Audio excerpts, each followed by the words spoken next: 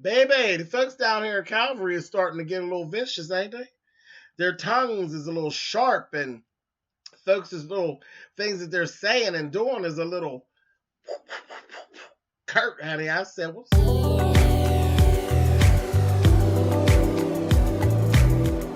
I'm like, come on through, Cookie. I want to put my soapbox. That's basically it. Let's talk about drag and all its forms.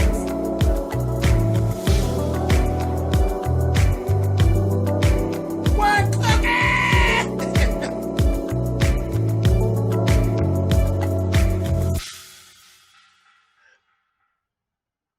Hey guys, thanks so much for clicking on the video. This is my review for Season 3, Episode 7 of Greenleaf.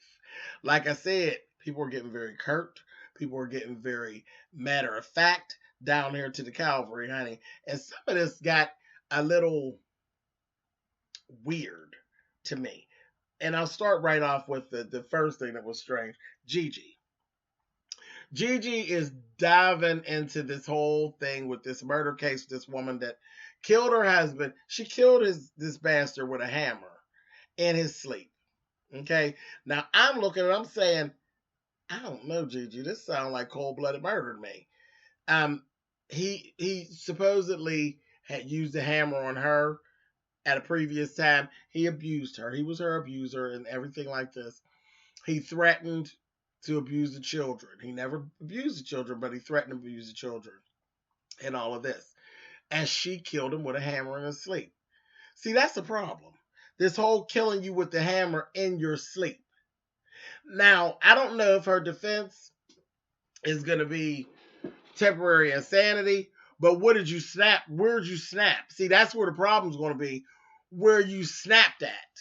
Because if he wasn't doing that to you and you don't just snap, just go get the hammer, bitch, that's going to be a little hard to prove in court that you was really temporarily out of it, honey, when wasn't nothing actually going on.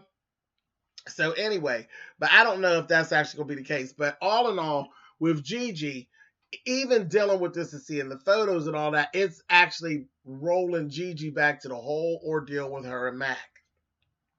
So I'm seeing kind of where the bleeding heart is coming from with Gigi. I'm seeing that.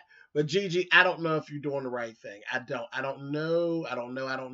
And then when I actually seen her go to the jail, and she ran into the DA, who was the one that actually said to take the manslaughter off her. She says, thank you so much, this, that, and the other. And he's like, but why are you trying to help her? What is going on with that? And he said to Gigi, he said to her, I think this pool that you're getting ready to step into is a little deeper than what you are expecting. And I said, wow. And Gigi, she's a little sad where, it was like, well, everything is not always as it seems. He knows that. He worked your case. And it came out in your favor.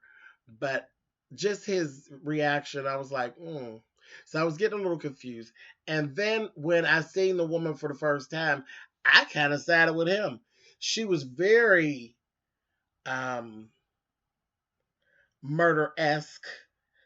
She came down there, she's real curt, and no, I don't believe in God, and this, that, thing, and the other, and on. And Gigi talked to her, she listened to her, and everything, and then she said, I'm going to be seeing you again soon. And she was saying, I doubt that.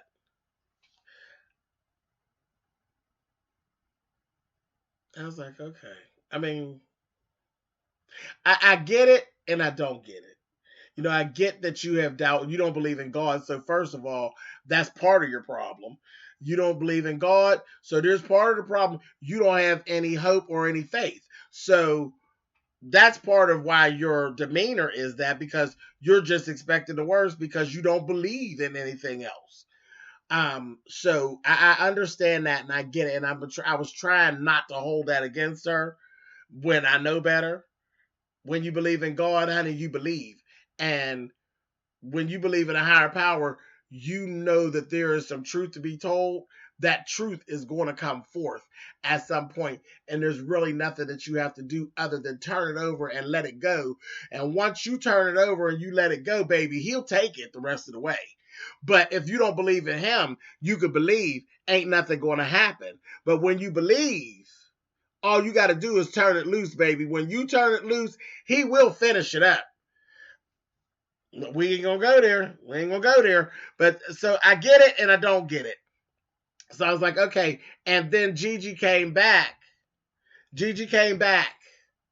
And she said, I told you I'd be seeing you. And the lady had a little smile and there was a little light in her. You know, did y'all see that? When Gigi came back, there was a little light in her. You know what I mean? And she said, I'm here to bail you out. And I said, okay, all right. Now, the good thing I got out of that is that in itself, would be enough to turn that light on where she wasn't a believer. That in itself, even if nothing else good comes, if she has to go back to jail and or whatever, just the fact that Gigi came back, she's a woman of God. She came back and she kept her word, and she's pushing forward, trying to help you, and she's bailing you out. So there's some things that you had no idea were even possible, and you doubted were possible. That is enough to actually bring you over to the side of the believer. So that is a good thing. That's a good thing, and I'm glad they showed that, because this stuff like this happens every day, all day long. Non-believers are turned into believers just by a small little act can turn things over. So I'm still on the fence. I'm still kind of confused, because even with all of that, I don't know if this is the right case. I don't know. I'll be really interested. I hope they don't just brush it under the carpet and move on and let her off. I want to see what goes on and in this case, and how they will get her off, because it just does seem so cut and dry that I just can't see the temporary insanity plea with that. And I know with that attitude she had prior, had her looking, they were literally referring to her as a murderess and things like that. I don't see it. But one thing I'll tell y'all, YouTubers Stanley and Lynette, random TV reviews, they are very, very based into their belief, and they live by the word. I will be running as soon as I'm done with this to go over and see what Stanley and Lynette, and I watch them every week anyway, but on this, just this one subject here, I am really interested to see what Stanley and Lynette have to say about this. I need to know. I need to know what Stanley and Lynette's version of this and what they saw and what their feelings were. And if they don't go as deep into it as I think that I need to know, I'm going to DM my girl Lynette to find out what their thoughts were on this subject. It's good to have friends in high places that can answer those types of questions for you. It is very good to have somebody who is truly rooted in the word that you can actually lean on when you actually do have faith questions. Even though this is something that's kind of made up, you know what I mean? It's made up, but it's a real life situation, as far as this woman and this kind of thing. So I'm really interested to see what Stanley and Lynn have to say. And I actually urge you all, when you're done watching my review, go over and see random TV reviews and see what they actually have to say. I promise you I haven't even seen it, but I know that it'll be something enlightening. So again, if I don't get what I need from that video, I will definitely DM Lynette. Anyway, all right. Off my soapbox, but bam it, and I'm back. Okay, so that's what's going on with Gigi. Okay, Charity. Bishop walks into Charity's room, and he says to her, what's going on? He just come in to check on her and everything. The little heifer was just as curt and dry with her daddy, and he says, it's early morning, Charity. He says, I miss you and I wanted to see you, see how you were. We're having breakfast. It's Zora's 18th birthday. So Carissa and Jacob are actually coming over. Um, and we're going to have this little thing. May is having it very early because, she has this 7 o'clock prayer time with her every day. And that damn Charity says, when is she going to get herself together? He said, well, when are you? Baby, that damn Charity sat up there and looked at Bishop and said, when are you moving? I said, oh, don't you talk to your dad like that, Miss Ma'am, Madam. First of all, you were out of order to say what you said about Zora, like you got it going on and like you got it all together, and you don't. Your life is a goddamn mess at this point. And then don't you speak to your dad like that. No matter what went on with your dad and your mom, that's between your dad and your mom. That ain't got nothing to do with you. And you ain't got no business speaking to Bishop like that, Miss Charity. I said, oh, and he back, and because you could tell in his face he was ready to get bitch, but he didn't. I said, let me at her, Bishop. She out of order. But she kind of apologized a little bit, you know what I mean? But she was out of order. I was like, Charity, you doing too much. Girl, your man having an extra piece of dick that drove you crazy. But yeah, she's child mess. And later on, Bishop, he knows she need help. He knows she's whacked out of her mind. He ended up contacting Percy, his friend Percy, down to the funeral home, and called it a favor. Mr. Percy ended up calling her later on, and he said, he says, I'm in a pinch. I have a funeral, and I haven't, because they haven't been able to get Charity to come out to do nothing. Like, she's just been up in that room. And he told him he was in a pinch, and he needed somebody to sing for a funeral he was having for a great grandma, and this, that, and the other. And it actually did work. And that was Bishop set all that up. Because she said, I'm not going to do it. He said, well, I'm going to call your dad and have your dad to convince you, because I'm really in a pinch, Charity. I really need you. And he didn't, but he helped her out. She came down, she sang, and once she sang, it lifted her. It lifted her and brought her up out of that whatever that little state she was in. So that worked out real good. So see how your parents love you even when you be acting like a bitch. Your parents still love you and still try to get the best for you. Fucking Charity, a mess. Whew. Anyway, so during a little breakfast thing, everything was going really well. Carissa got these tickets to Hamilton. It was just 2 tickets, and she's like, "Oh, Zora, only 2 tickets." So I was figuring, we could make it like a mommy daughter day. And she's like, "Oh yeah, good." Honey, that May stepped in there and said, "Oh, when is this?" She said, "Oh, it's I think it was like the next day or something." She told her, she said, "Well, that's too bad, isn't it?" She said, "What do you mean?" She said, "Because Zora's on punishment. Zora's on punishment, so she won't be able to go nowhere, baby." And Carissa was like, "Well, I mean, come on, surely it's her 18th birthday. We can make this exception." And she's like, "Jacob, honey," and Jacob looked, and May looked at Jacob like, I know good and well you better get that bitch together and let her know what I just said, honey." And Jacob was like, "Well, Carissa, I agree with my mama, you know." Okay, listen. All right. All of this is cute, and I get it, and I love all the respect and all that. May, bitch, if you don't get the fuck on out of here. And Jacob, Carissa, you better than me, baby, because it wouldn't have went down. That conversation would have ended right there. No, May. I live for what it is you doing, and you stepping in, but bitch, you don't tell me what I'm doing with my daughter. That we not doing. That was just, I said, oh, y'all really got it, child. I was like, wow. But see, again, when you let other people into your business, then you run into these kind of things. Because I wouldn't have been having this with Lady May chastising Zora where I can. I'd already beat Zora's ass. So we would already I'd have been doing whatever I need to do with Zora. And if I couldn't handle Zora, it wouldn't be Zora going over to Maze because I couldn't handle Zora. It would be Zora going into the system because I couldn't handle Zora. Oh, I would handle her. I'd put her ass right in one of them little girls' home where you go over here. You don't go from one rich house to an extra rich house. No, you little whore. You go on down there to the girls' home where the girls who don't have families, where you can see where girls don't have privileges. So no, I would have never brought May into my fold. Oh, I would have handled Zora.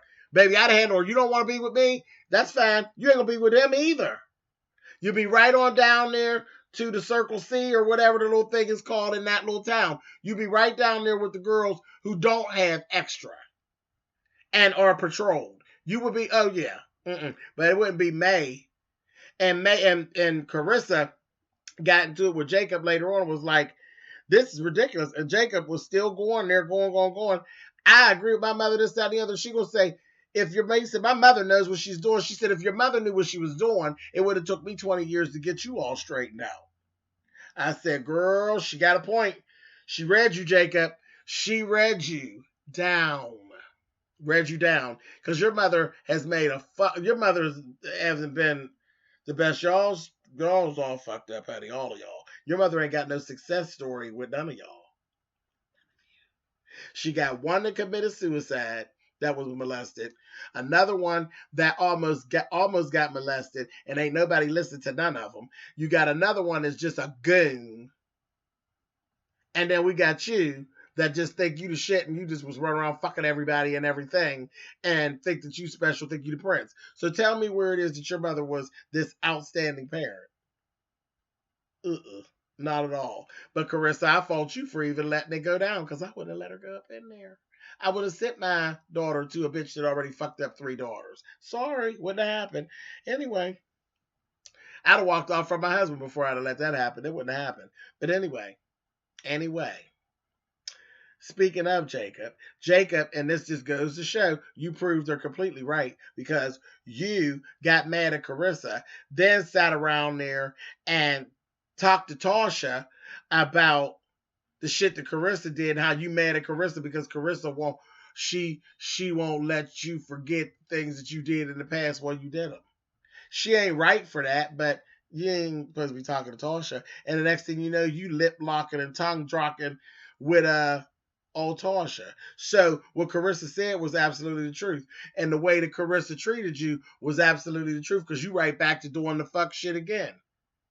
You right back to doing the fuck shit again. Soon as you get mad at Carissa, you want to go over there and tongue Tasha's box now. Really, Jacob? Go sit your ass down. You're a clown. Anyway, so I'm pissed off with Jacob, pissed off with May, and that damn Zora worked them all, honey. Zora was steady packing up some stuff. I said, what is she doing, honey? And makeup, and they're talking to her. And she was like, yeah. She said, yeah, she said something or other, and I'm really sorry that everything has to be what it has to be, honey, but you have to, when you have a punishment in life, you have to work out that punishment. It is what it is. She was like, yeah, all of that's real cute, Grandma. Mm-hmm. And she said, well, what I was thinking is, while all of this is going on, and there's some things, Sophia doesn't want to work with the children's youth ministry anymore.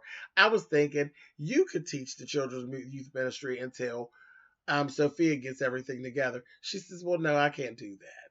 And she says, well, why not? And she says, because first of all, I don't want to. And secondly, I'm not going to be here. She said, what do you mean? She said, honey, I just turned 18. I'm out. Bye, Grandma, honey.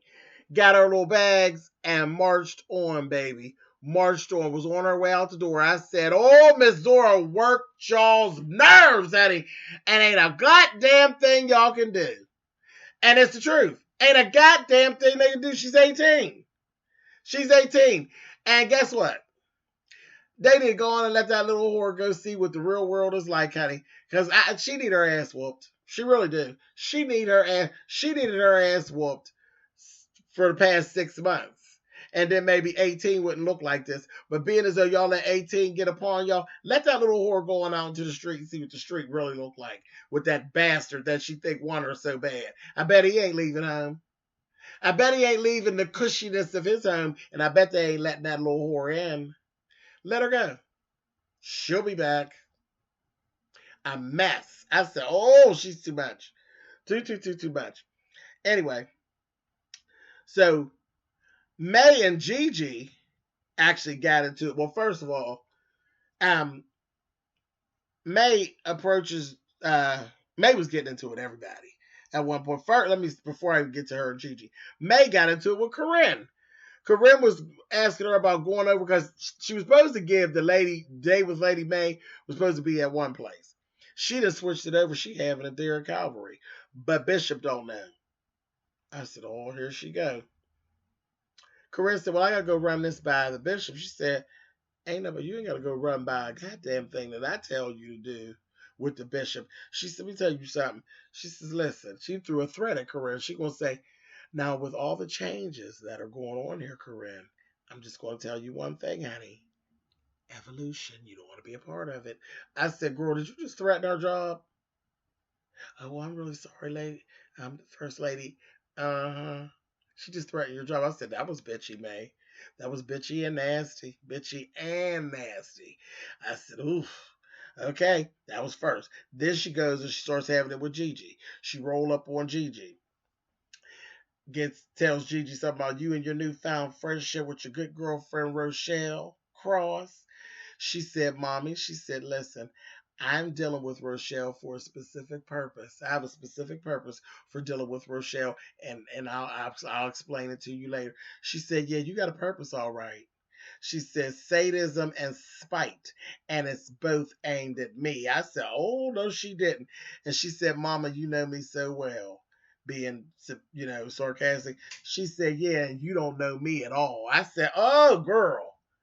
Honey, Gigi just looked at her and went on because Gigi is trying to lock Rochelle up and catch her so she could come on with the facts. She's trying to get her receipts together. I said, "Damn, Meg, slow down." Then she ends up running into it with Bishop.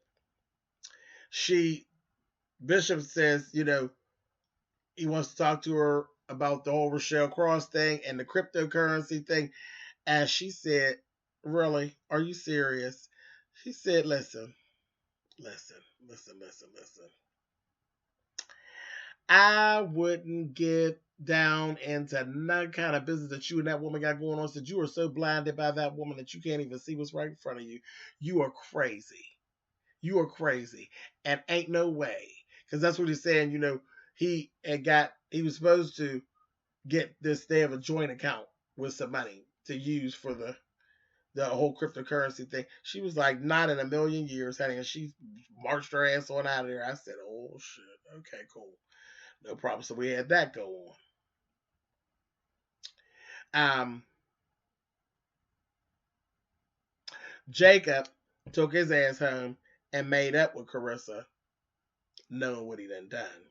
I said, "Watch him, Carissa. Watch him because he's slick again, honey."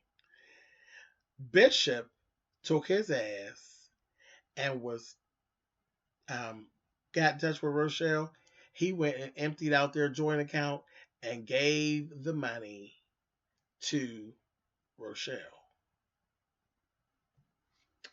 Lady May went to go do something with some secure pay for some security or something, honey, and the money's wasn't there, honey, and looked around and said, "Wait a minute, hold on, honey." And she found out what Bishop had done. Maybe she rolled up on him and put him out.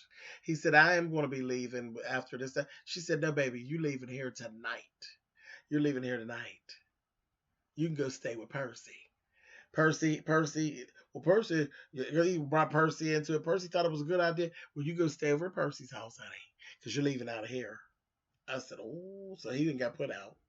Sophia is sitting her ass up tearing the pages out of the Bible and about to flush them down the toilet. First of all, don't fuck up the toilet, Sophia, with the bullshit. And then Gigi got down on the floor and told her, "Your bishop, dad, your grandfather gave you this Bible. You don't do this."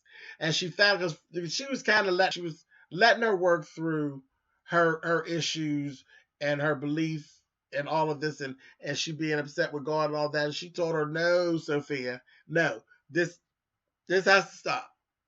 We're going to stop this right now. All this being mad at God, tearing up Bibles and carrying on." She said, "You stop this now because you will regret this. I know you feeling bad, baby, but you don't want to go down this road. You will regret it." I was like, finally, finally, finally, finally, because she kept saying, "It's all lies. The Bible's all lies." She said, "Oh, baby, you don't want to go down that road." So she stopped her. I said, "Good. Get a hold of your baby because she tripping now. She tripping. So I was like, whoa, this episode was really good. Really, really good. Had a lot going on, a lot of moving pieces. I enjoyed it. And like I said, I'm going over here and see what my buddies over at Random TV Reviews had to say. And I think you guys should do the same. All right, I will talk to y'all later. See ya. Hey guys, thanks so much for giving me one moment of your time. I am excited to actually introduce to you guys my signature Milan Treasure t-shirts. I've been working on this little product for months and they are finally done and I'm happy with them. You can grab yours today at spillitboy.com. Grab your t-shirt today and I'll see you guys soon. Definitely for all those who have purchased t-shirts already, I thank you. For those of you who are going to purchase t-shirts, thank you in advance. I would love for you all to send me pictures of you in your t-shirts so I can actually post them to my website and my social media. All right, guys, thanks so much, and I will see you guys soon.